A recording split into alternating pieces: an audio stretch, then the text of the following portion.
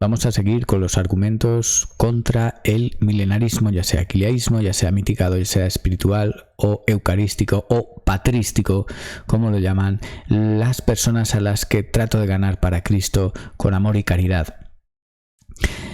Los argumentos que vamos a ver ahora son el Concilio Dogmático de Trento. Hemos visto que hay 4 condenas, 2 de la Inquisición, 2 del tiempo de Pío XII, entre las cuales se habla de prohibir, enseñar, difundir toda esta materia, y una de ellas lleva una excomunión lata de sentencia, ¿vale?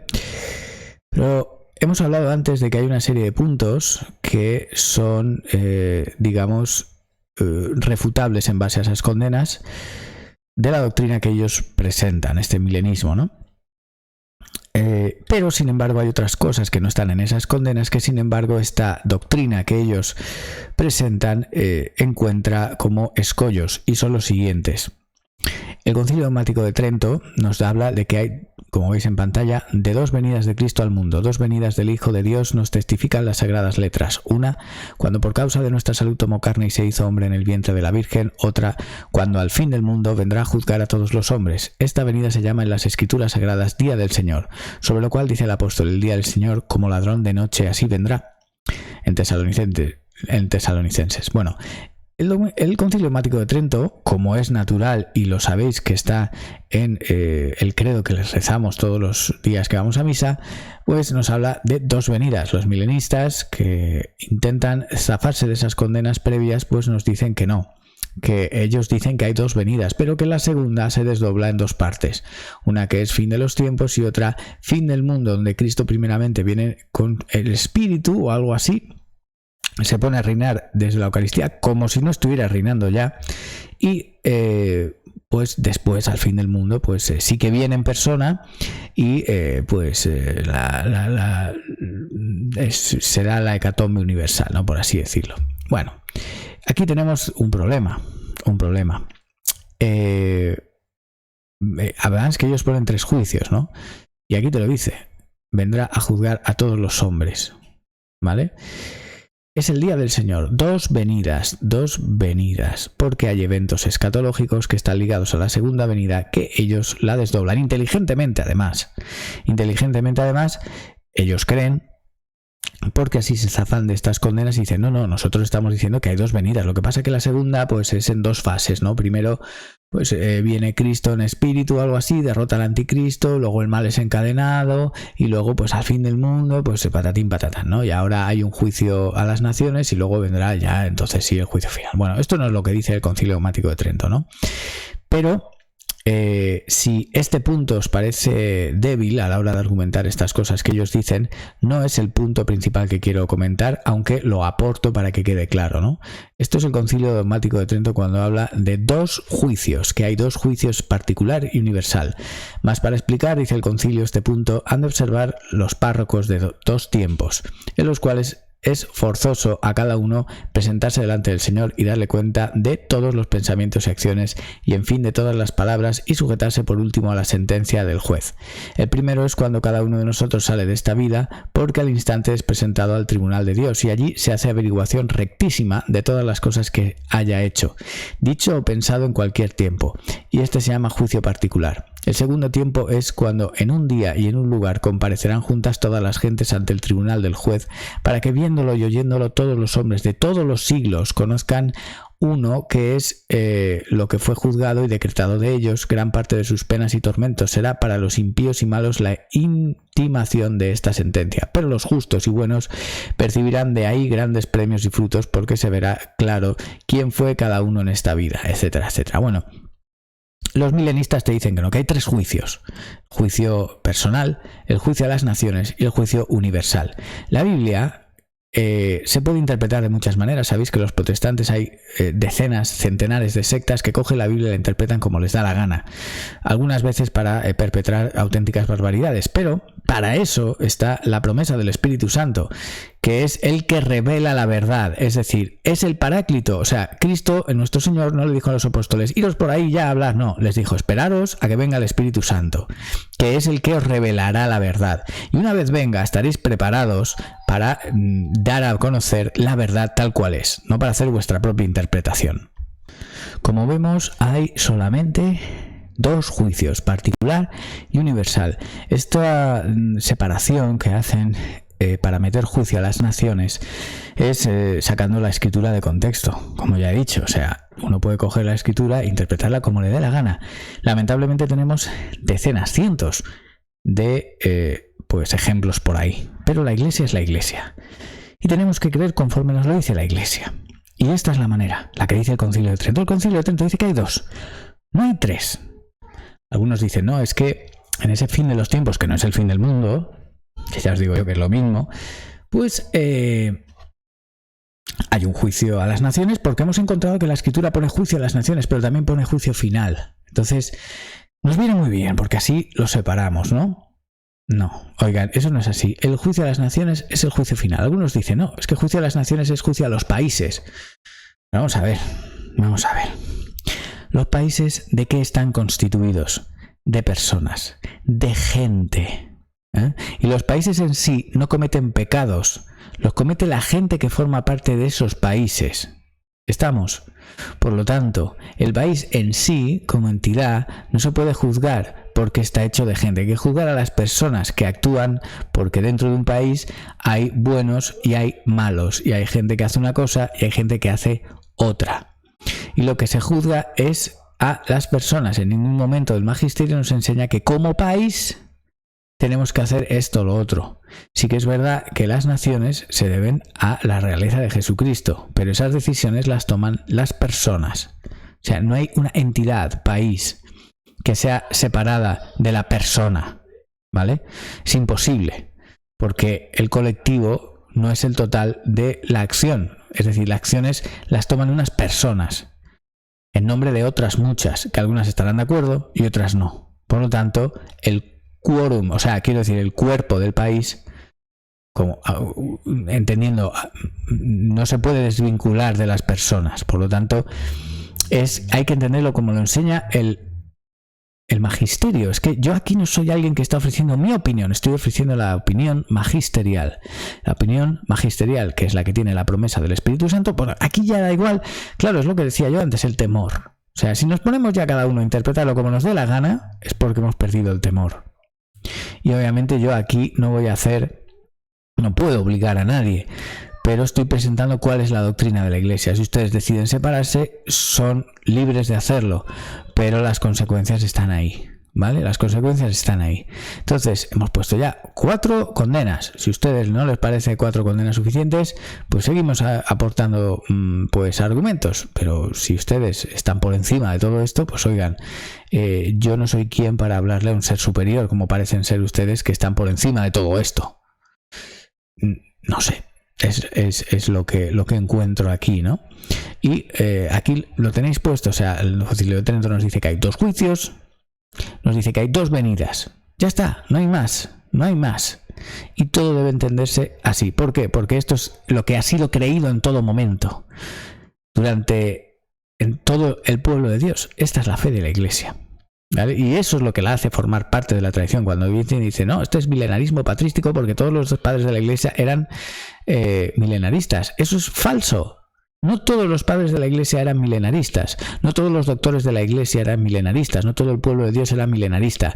Y si no hay una unanimidad total, pues entonces no es doctrina de la Iglesia. No porque sea una democracia, sino porque refleja el sensus fidei de la promesa del Espíritu Santo que va guiando al pueblo. Por ejemplo, ya no solo en la unanimidad, sino en el correr del tiempo, ¿vale? Pero vamos a seguir viendo algunas partes de la Escritura que nos dicen, pues ellos dicen, ¿no? Es que ahora es el juicio a las naciones, el fin de los tiempos, que no es el fin del mundo, y que luego, pues, pero vamos a ver, oigan, ustedes dicen que esos 1000 años son literales y que empiezan después del fin de los tiempos, pero ustedes se están oyendo. Es decir, si termina el fin de los tiempos, ya no hay más tiempos. No se puede medir a partir de ese momento 1000 años, porque no hay tiempos. ¿Entienden ustedes lo que estamos hablando?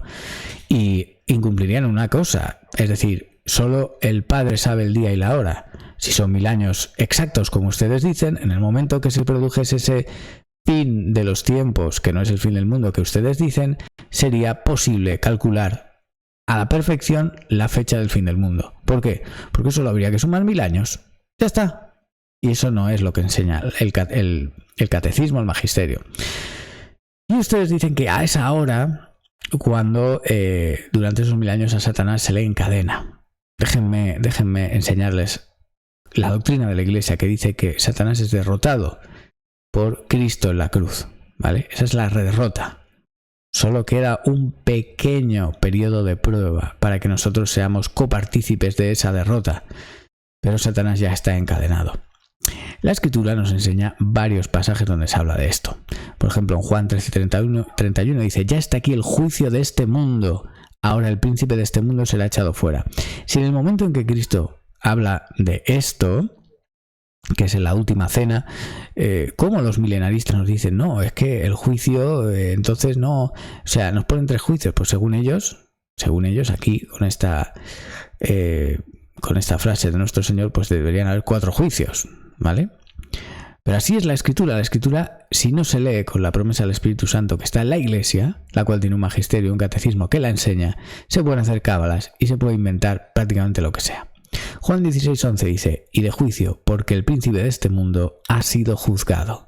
En Efesios 2:2 nos dice: los cuales anduvisteis en otro tiempo según la corriente de este mundo, conforme al príncipe de la potestad del aire, el espíritu que ahora opera en los hijos de desobediencia. El espíritu de la potestad del aire anduvisteis, o sea, ese espíritu es el espíritu, el misterio de iniquidad. Como vamos a ver más adelante, ¿cuál es la génesis de cuál es el fundamento del encadenamiento de Satanás? Es decir, Satanás encadenado, ¿qué puede y qué no puede hacer? Y lo vamos a ver. Estamos hablando de que Satanás antes era libre y sometía al mundo, era el príncipe de este mundo. Lo dice Cristo en Juan, las 2 primeras que acabáis de leer. El príncipe de este mundo ha sido juzgado. El príncipe de este mundo será echado fuera. Después, está encadenado. ¿Encadenado qué significa? Que ya no puede actuar con libertad. Solo si alguien se acerca, esto lo decía el Padre Pío, y vamos a ver algún testimonio más, de doctores de la Iglesia, ¿no? Como Satanás está encadenado, pero si uno se acerca a Satanás, con el permiso de Dios, puede herir, atacar, etc. Pero necesita de la libertad del hombre. Antes no, antes sometía al hombre. En Hebreos 2:14 dice: así que por cuanto los hijos participan de carne y sangre, él igualmente participó también de lo mismo, para anular mediante la muerte el poder de aquel que tenía el poder de la muerte, es decir, el diablo.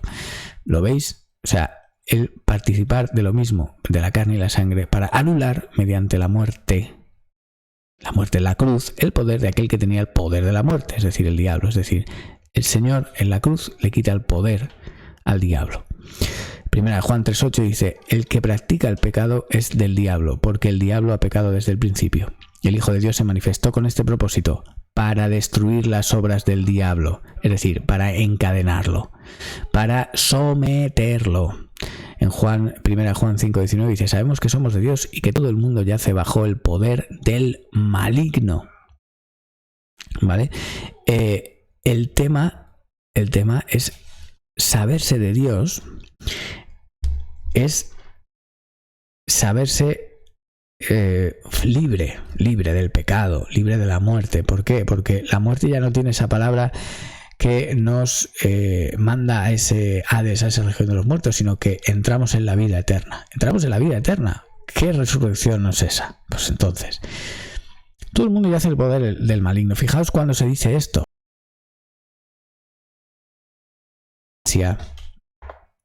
Está expandiendo.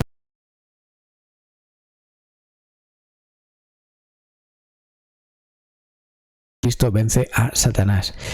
Después es como si un imperio, ¿no? Como si alguien entra, imaginaos que alguien entra en el Imperio Romano y somete al emperador. Pero después el imperio sigue en pie por un tiempo, mientras poco a poco va cayendo, porque no ha sido conquistado desde fuera hasta el centro, como pasa en el mundo de los hombres, sino desde el centro hacia afuera, igual que la conversión de Constantino, que es un reflejo de esto que estoy hablando. El emperador se convirtió y del centro del imperio, que hubo una conversión, se expandió a todo el resto del imperio. Pues esto es lo mismo. Cristo vence a Satanás, lo encadena y entonces el imperio de Satanás poco a poco se va desmoronando con el florecer de la iglesia alrededor del mundo. Por eso nuestro Señor les dice: id a todos los hombres y bautizadlos en el nombre del Espíritu, del Padre, el Hijo y el Espíritu Santo. ¿Por qué? Porque tienen poder para hacerlo, sacar a la gente de las tinieblas del demonio. Esto se ve muy bien, por ejemplo, en el descubrimiento de América, cómo acaban con los españoles, trayendo el Evangelio, acaban con ese imperio de sacrificios humanos, ¿vale? Entonces, es una misión en la que nosotros somos copartícipes de que de esa victoria primigenia. Fijaos, si Cristo no hubiera resucitado, nosotros no podríamos entrar en la vida eterna. Pero si Cristo no hubiera vencido al demonio, nosotros no tendríamos el poder para vencer al demonio.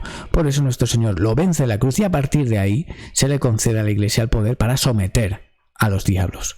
Entonces la Iglesia, sabéis que empieza a crecer desde el siglo I hasta donde estamos hoy en día, que después de crecer, cumplir esa señal que es necesaria para el fin del mundo, ¿no? Que el Evangelio sea predicado en todos los sitios, empieza a, digamos, decrecer con la segunda de las grandes señales, que también recoge el Concilio de Trento, que es la gran apostasía. En eso estamos, ¿no?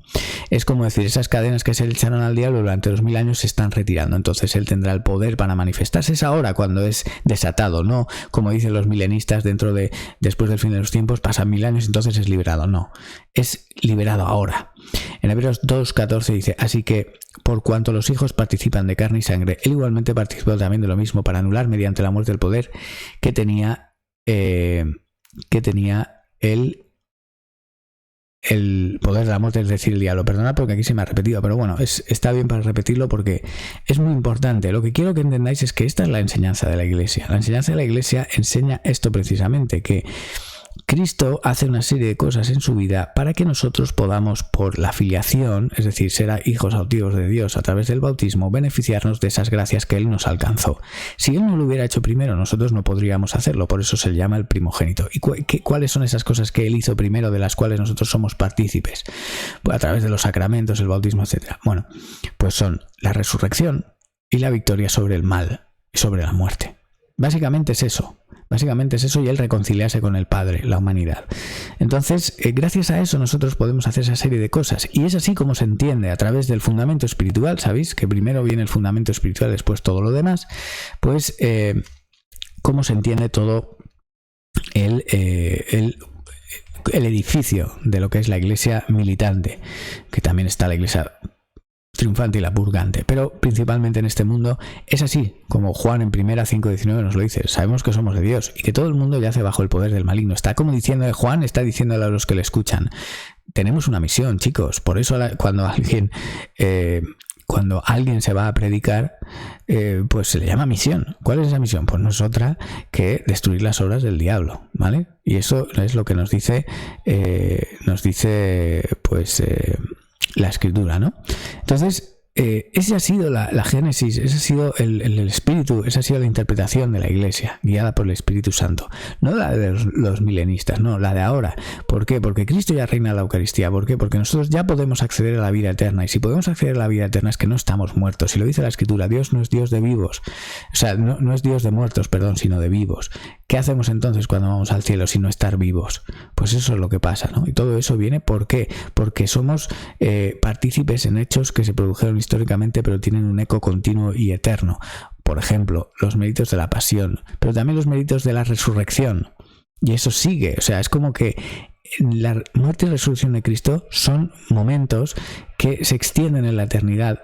Tanto, como veis, cuando Cristo baja al infierno y saca a aquellos que habían muerto antes de su venida, como es testigo los demás, a partir de ese momento en adelante, son testigos de. O sea, es el punto central de la historia, es la muerte de Cristo, la cruz y la resurrección. Ese es el punto central de la historia. Y el beneficio de eso va hacia el pasado y hacia el futuro. Estamos viviendo ya de eso. Si eso no se hubiera producido en un momento histórico, nosotros no podríamos estar disfrutando ahora de eso, que es continuo, ¿vale? Por eso Cristo es eterno sacerdote, es el eterno mediador para con Dios, es Dios. Bueno, pues vamos a ver.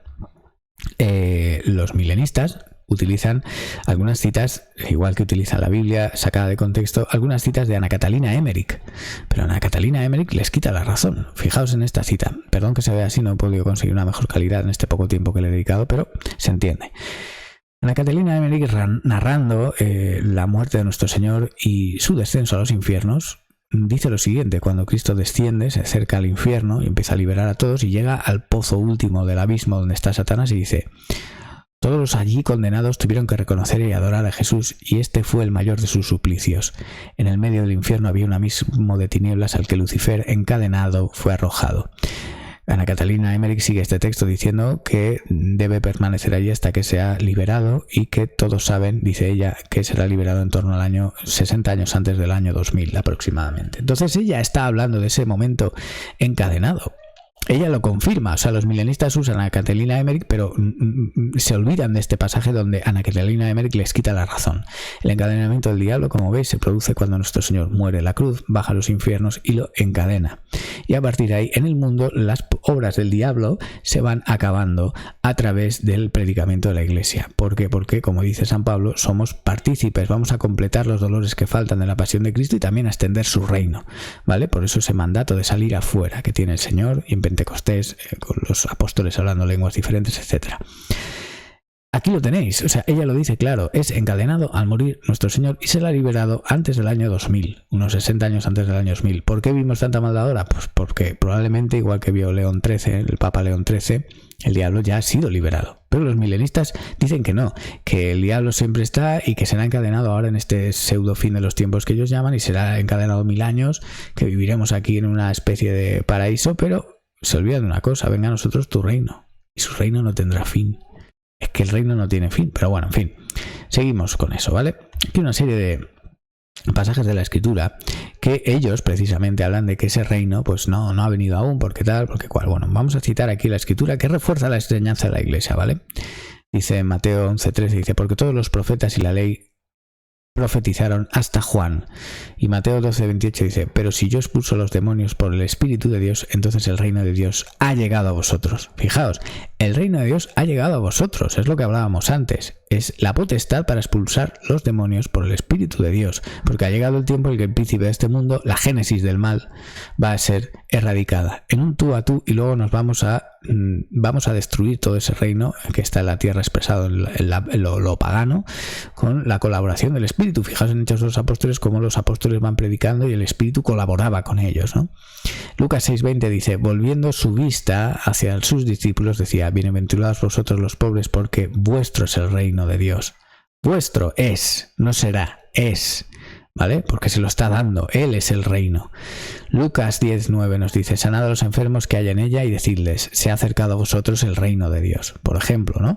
Y esto lo vamos a ver más adelante, como el Catecismo Romano promulgado por el Concilio de Trento nos lo dice, ¿no? ¿Qué decimos cuando decimos venga a nosotros tu reino? Porque los milenistas también hablan te dicen: oye, ¿qué pasa con eso de venga a nosotros tu reino? Cuando, pues bueno, el Concilio de Trento nos enseña también que eso se dice cuando queremos ser colaboradores sin ninguna corta pisa del Espíritu. Y aquí lo estáis viendo, la Escritura es que señala ese lugar, ¿no? Dice Lucas 10:9, como veis, ¿no? Se ha acercado a vosotros el reino de Dios. Luego Lucas 11:20 dice: pero si yo por el dedo de Dios echo fuera a los demonios, entonces el reino de Dios ha llegado a vosotros. No va a llegar, no, ha llegado a vosotros. Ha llegado a vosotros. Lucas 17:20. Habiéndole preguntado a los fariseos cuándo vendría el reino de Dios, Jesús les respondió y dijo: el reino de Dios no viene con señales visibles. Mirad, aquí está o allí está, porque he aquí, el reino de Dios está entre vosotros. Es Cristo, la presencia de Cristo, Señor de la historia. Romanos 14:17. Por tanto, no permitáis que se hable mal de lo que para vosotros es bueno, porque el reino de Dios no es comida ni bebida, sino justicia y paz y gozo en el Espíritu Santo, porque el que de esta manera sirve a Cristo es aceptable a Dios y aprobado por los hombres. Fijaos, el reino de Dios está hablando, no está hablando de nada más que sea raro de entender ni nada, ¿no? Y aquí en Corintios 4:20 dice: porque el reino de Dios no consiste en palabras, sino en poder. Fijaos, o sea, en poder, lo hemos hablado antes. ¿Qué poder? El poder de someter las obras del maligno. O sea, ¿para qué si no se quiere extender el reino de la Iglesia? Si no es para destruir las obras del maligno. Es que no hay otro propósito. ¿Cuáles son las obras del maligno? Inducir al hombre a pecar, que fue el pecado original. Eso es la obra del maligno. Y el trabajo de la Iglesia es destruirla. No hay otro propósito, no hay otro propósito, es que no hay más. Y ese poder se ha visto históricamente demostrado en estos 2000 años cómo la Iglesia ha ido destruyendo lo pagano. Pasa que ahora vivimos en unos tiempos de confusión, donde, como he dicho, probablemente, como decías, Ana Catalina Emmerich, Satanás ya ha sido liberado y estamos viendo cómo se cumple la segunda de las grandes señales que nuestro Señor pues dice que tienen que producirse, ¿no? Es la gran apostasía. Y por eso vemos lo pagano floreciendo otra vez, pero es porque nos hemos dormido, muchos. Nos hemos dormido. La gran apostasía. O sea, el que apostata es porque antes tenía la fe. Y si tiene la fe, tiene ese poder para parar al diablo y someterlo. Bien, pues hasta aquí esta serie de argumentos, que como veis, este reino, el reino, ya está en la Iglesia. Como decía San Agustín, acertadamente, el reino es la Iglesia. La Iglesia tiene 3 facetas: triunfante, purgante y militante. Pero es un todo que ya se está dando en el correr del tiempo y para la eternidad.